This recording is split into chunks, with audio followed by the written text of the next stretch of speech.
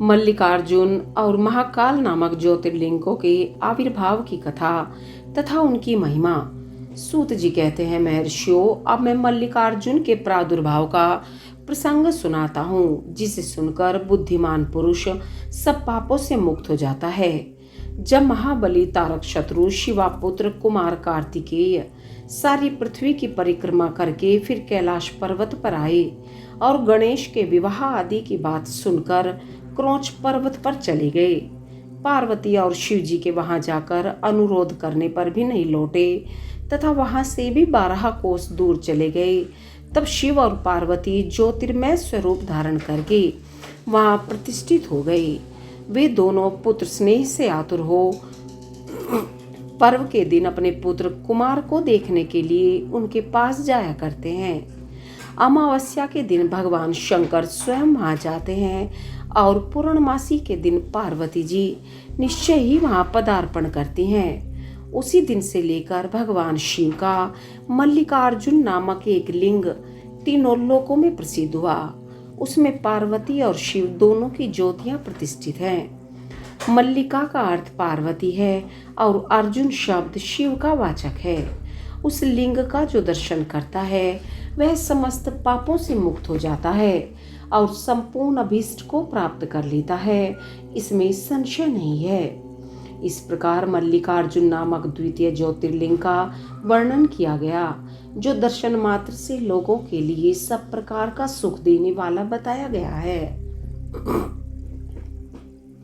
ऋषियों ने कहा, प्रभु अब आप विशेष कृपा करके तीसरे ज्योतिर्लिंग का वर्णन कीजिए। सूत जी ने कहा, ब्राह्मणों, मैं धन्य हूँ, कृतकृत्य हूँ जो आप श्रीमानों का संग मुझे प्राप्त हुआ। साधु पुरुषों का संग निश्चय ही धन्य है। अतः मैं अपना सौभाग्य समझकर पापनाशिनी परम पावनी दिव्य कथा का वर्णन करता हूँ। तुम लोग आदर पूर्वक सुनो। अवंती नाम से प्रसिद्ध एक रमणीय नगरी है, जो समस्त देहधारियों को मोक्ष प्रदान करने वाली है। वह भगवान शिव को बहुत ही प्रिय, परम पुण्यमयी और लोक पावनी है। उस पुरी में एक श्रेष्ठ ब्राह्मण रहते थे, जो शुभ कर्म परायण, वेदों के स्वाध्याय में संलग्न तथा वैदिक कर्मों के अनुष्ठान में सदा तत्पर रहने वाले थे। वे घर में अग्नि की स्थापना करके प्रतिदिन अग्निहोत्र करते और शिव की पूजा में सदा तत्पर रहते थे। वे ब्राह्मण देवता प्रतिदिन पार्थिव शिवलिंग बनाकर उसकी पूजा किया करते थे। वेद प्रिय नामक वे ब्राह्मण देवता सम्यक ज्ञान अर्जन में लगे रहते थे, इसलिए उन्होंने संपूर्ण कर्मों का फल पाकर वह सद्गति प्राप्त कर ली, जो संतों को ही सुलभ होती है। उनके शिव पूजा परायण 4 तेजस्वी पुत्र थे, जो पिता माता से सद्गुणों में कम नहीं थे। उनके नाम थे देवप्रिय, प्रियमेधा, सुकृत और सुव्रत। उनके सुखदायक गुण वहां सदा बढ़ने लगे। उनके कारण अवंती नगरी ब्रह्म तेज से परिपूर्ण हो गई थी। उसी समय रत्नमाल पर्वत पर दूषण नामक एक धर्म द्वेषी असुर ने ब्रह्मा जी से वर पाकर वेद, धर्म तथा धर्मात्माओं पर आक्रमण किया। अंत में उसने सेना लेकर अवंती के ब्राह्मणों पर भी चढ़ाई कर दी। उसकी आज्ञा से 4 भयानक दैत्य चारों दिशाओं में प्रलयाग्नि के समान प्रकट हो गए, परंतु वे शिव विश्वासी ब्राह्मण बंधु उनसे डरे नहीं। जब नगर के ब्राह्मण बहुत घबरा गए, तब उन्होंने उनको आश्वासन देते हुए कहा, आप लोग भक्त वत्सल भगवान शंकर पर भरोसा रखें। यूं कह शिवलिंग का पूजन करके वे भगवान शिव का ध्यान करने लगे। इतने में ही सेना सहित दूषण ने आकर उन ब्राह्मणों को देखा और कहा, इन्हें मार डालो, बांध लो। वेद प्रिय के पुत्र उन ब्राह्मणों ने उस समय उस दैत्य की कही हुई वह बात नहीं सुनी, क्योंकि वे भगवान शंभु के ध्यान मार्ग में स्थित थे।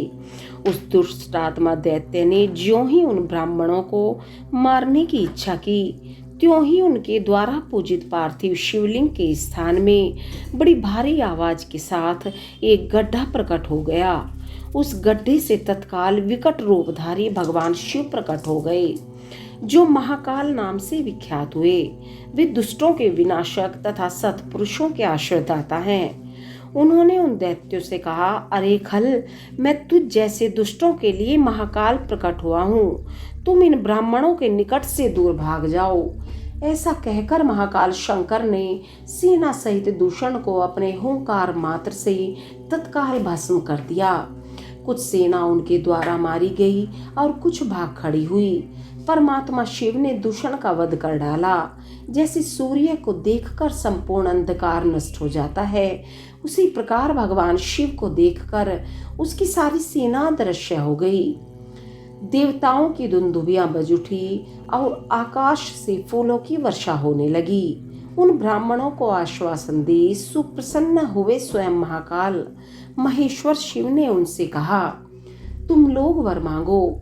उनकी वह बात सुनकर वे सब ब्राह्मण हाथ जोड़ भक्ति भाव से भली भांति प्रणाम करके नतमस्तक हो बोले। द्विजों ने कहा, महाकाल महादेव, दुष्टों को दंड देने वाले प्रभु शंभो, आप हमें संसार सागर से मोक्ष प्रदान करें। शिव, आप जनसाधारण की रक्षा के लिए सदा यहीं रहें। प्रभु शंभो, अपना दर्शन करने वाले मनुष्यों का आप सदा ही उद्धार करें। सूत जी कहते हैं, महर्षियों, उनके ऐसा कहने पर उन्हें सद्गति दे भगवान शिव अपने भक्तों की रक्षा के लिए उस परम सुंदर गड्ढे में स्थित हो गए। वे ब्राह्मण मोक्ष पा गए और वहां चारों ओर की एक एक कोस भूमि लिंग रूपी भगवान शिव का स्थल बन गई। वे शिव भूतल पर महाकालेश्वर के नाम से विख्यात हुए। ब्राह्मणों, उनका दर्शन करने से स्वप्न में भी कोई दुख नहीं होता।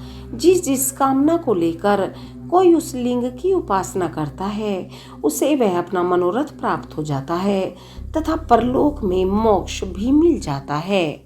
ओम नमः शिवाय।